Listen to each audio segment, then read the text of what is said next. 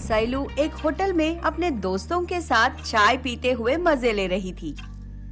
रोज pub और restaurant जाकर life कितना बोर हो गया है। कुछ नया करना चाहिए हमें। नया मतलब हमें किसी गांव में पिकनिक पे जाना चाहिए। ये सुनते ही सैलू हंस पड़ी। गांव में क्या रखा है मिट्टी और गोबर के अलावा। बिना देखे इस नतीजे पे कैसे पहुंच सकते हैं? हम अपने कैमरा से गांव वालों की और उनकी रोज की जिंदगी की वीडियो लेकर YouTube में अपलोड कर सकते हैं। हाँ, एक छोटी सी गांव में 10 दिन के लिए कैंप पे जाएंगे। उसके लिए सारी चीजें पैक करते हैं। चलो ठीक है। ऐसा कहा। सोच के मुताबिक जाने की और रहने की सारे इंतजाम करके 2 गाड़ियां लेकर जा ही रहे थे। रास्ते में वैसे हम जा कहाँ रहे हैं? कोंडापल्ली नाम का एक गांव है। वो गांव पहाड़ों से घिरा है। वहीं पर एक पहाड़ पे ही हमारा कैंप होने वाला है अगले 10 दिनों तक। इस तरह बातें करते हुए गाड़ी जोर से चला रही थी। प्लान के मुताबिक सैलू और उसके दोस्त कोंडापल्ली गांव पहुंच जाते हैं, जिस गांव में बस भी नहीं जाते थे। जब गांव वालों ने 2 गाड़ियां देखी तो हैरान हो गए थे। सैलू की दोस्त कीर्ति पास की एक किराने की दुकान में जाकर, हे ओल्ड मैन, चॉकलेट्स मिलेंगे? जय मैम साहब, लीजिए, पिपरमेंट है। पिपरमेंट नहीं, चॉकलेट्स। 5 स्टार चॉकलेट है? वो सब मुझे समझ नहीं आता मैम साहब। अच्छा, यहाँ वाटर फैसिलिटी कहाँ मिलेगा? क्या पिघलती मैम साहब, मुझे आपकी बातें समझ नहीं आ रही मैम साहब। वही भैया, यहाँ पानी कहाँ मिलेगा? हम यहाँ 10 दिन रहने आए हैं। 10 दिन के लिए पानी आपको गांव के बाहर झील में ही मिलेगा। हमारा कैंप अब झील के पास होगा। चलो, कहते हुए अपने दोस्तों को लेकर जाने ही वाली थी। इतने में कीर्ति, एक पिपरमेंट का पैकेट देना। कितना है? मेम साहब, सिर्फ 100 रुपए का है। बस इतना ही, ये लो। ऐसा कहकर पूरा पैकेट लेकर वहाँ से जाती है। सब लोग वहाँ से झील के लिए निकलते हैं। झील के पास अच्छी सी जगह देखकर टेंट लगाने लगते हैं। सैलू कीर्ति से झील, दूर में वो पहाड़, कितना सुंदर है ना?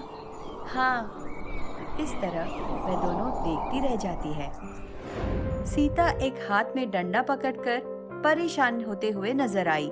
रामैया उसे देखकर, क्या हुआ? काका, क्या तुमने मेरी बकरी देखी? छोटा वाला है। हाँ वही। कुत्ते ने पीछा किया तो घबरा के भागी। पता नहीं कहाँ खो गई। पता नहीं सीता, मैंने तो नहीं देखा। आगे जाके देखो, कहीं मिल जाए। हाँ ठीक है। ऐसा कहकर ढूंढने के लिए और आगे जा रही थी। उस बकरी की बच्ची को बुज्जी बुज्जी कहकर पुकार रही थी। बुज्जी, अरे कहाँ हो तुम? बुज्जी। इस तरह परेशान होकर ढूंढ रही थी। इतने में पांडु सामने आ जाता है। क्या बात है सीता, मेरे लिए ढूंढ रही है? हाँ, तुम्हारे लिए ही ढूंढ रही हूँ। सुना है कि तुम मर गया है। तेरे अर्थी के सामने नाचने जा रही हूँ। आया बड़ा पूछने वाला। अपनी सुंदरता पे इतनी अकड़ दिखाती है। एक दिन तुम्हें अपना बना के ही रहूंगा। मुझसे बच के कहाँ जाएगी? सीता बड़ी मुश्किल से अपना हाथ उससे छुड़वा के, जाबे कुत्ते की पहलवान, हाथ छोड़, और उसके कान के नीचे एक सितार बचाकर वहाँ से चली गई। पांडु अपने गाल पे हाथ रख के उसे घूर रहा था। यहाँ सैलू और कीर्ति झील के पास खड़े होकर दूर से एक बकरी की बच्ची को दौड़ते हुए देखकर, सैलू, वहाँ देख, बकरी की बच्ची। हाँ, कितना सुंदर है। चलो जाके पकड़ते हैं। ऐसा सोचकर दोनों जाके उस बकरी की बच्ची को पकड़ते हैं। अपने गोद में उसे लेकर प्यार कर रहे थे। इसे देखकर तुम्हें कैसा लग रहा है? बहुत सुंदर है। सोच रही हूँ कि कुत्ते की तरह अगर बकरी को भी पालेंगे तो कैसा लगेगा। मुझे तो इसे काट कर, नमक और मिर्ची डालकर यहीं पर इसको पकाकर खाने का मन कर रहा है। इतने में उसको एक आवाज सुनाई देती है। तुम इंसान हो या जानवर? ये बात सुनते ही दोनों जिस दिशा से आवाज आई थी वहां देखते हैं। पास में सीता दोनों को गुस्से से देख रही थी। सीता को देखते ही दोनों बकरी को नीचे रखकर खड़े हो गए थे। बकरी की बच्ची सीता के पास चली जाती है। सीता उस बच्ची को अपने पास लेकर, इतनी छोटी सी बकरी को खाना चाहती है, इतनी भूखी है, थोड़ा सा तो इंसान की तरह पेश आओ, कच्चा मांस खाने वाली जानवर की तरह नहीं। ये कहकर वहां से जा ही रही थी, इतने में शैलू गुस्से से, ए रुक, कहाँ जा रही है? पता है मैं कौन हूँ? क्यों, तुम नहीं जानती? ये सुनकर शैलू को और गुस्सा आ जाता है। बकरियों को संभालने वाली दिहातन, मुझसे इस तरह बात करने की हिम्मत कैसे हुई तुम्हारी?